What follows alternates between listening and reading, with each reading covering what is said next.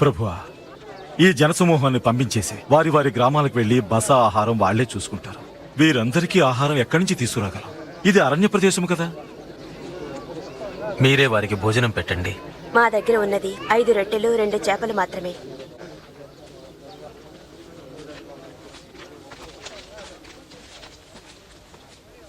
మహోన్నతుడవైన మా దేవా, సర్వ సృష్టికర్త, భూమి నుండి ఆహారాన్నందించే దేవా, నీకే స్తుతులు.